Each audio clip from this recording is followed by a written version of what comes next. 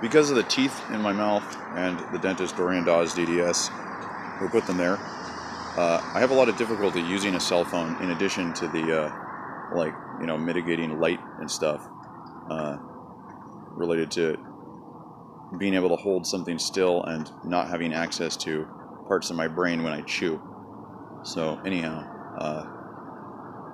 a person named Jasper Evans, a person named Andy, who dated Afton Love, Sister Tessa, and after Jasper, and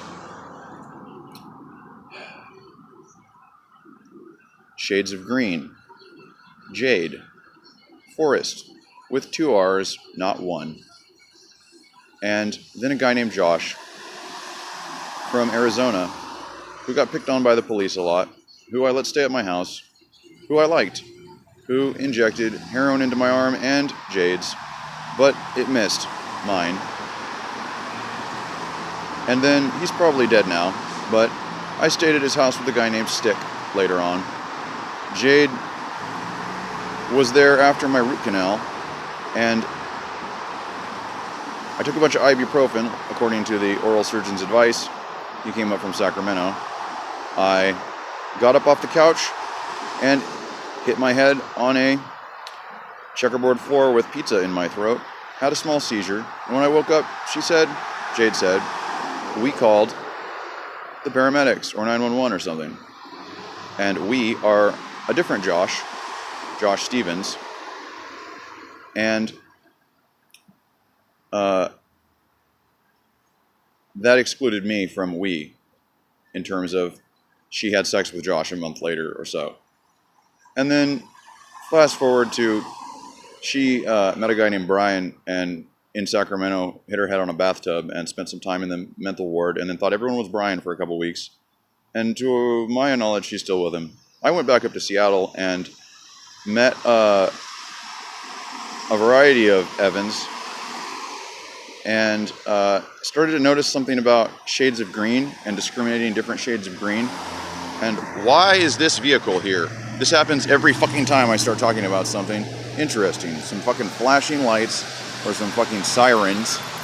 Oh yeah, Jade worked for Starbucks at Safeway. I worked for Starbucks next to a Safeway, next to Dorian Dodd's office. Anyhow, I just wanted to draw some connections between discriminating shades of green and jeans, greens, jades, and,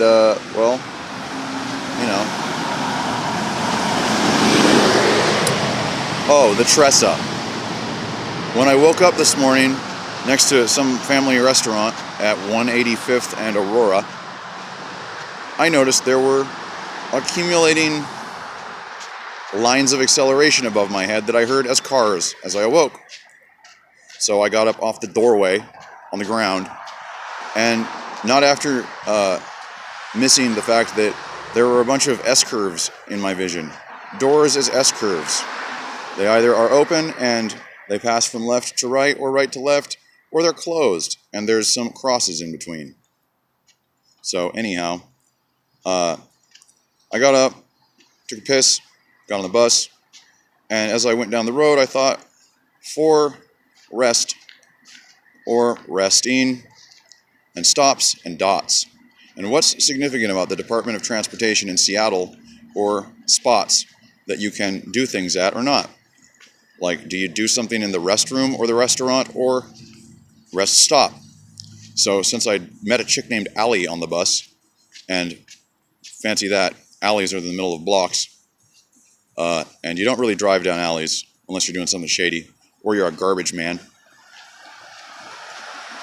or some kind of utility vehicle, or a utility person who doesn't get paid enough for it, or at all. Anyhow, I think that's enough. There's the E-line. If we were all trying to calculate the Shore algorithm on the E-line instead of the 358, instead of selling our fucking asses for people like Starbucks, I don't like saying that either, but, that's what you do when you're not totally sure, but you are pretty sure. People would notice it's the Shore E-line rapid ride. Look, it's red. 2 R's, not one.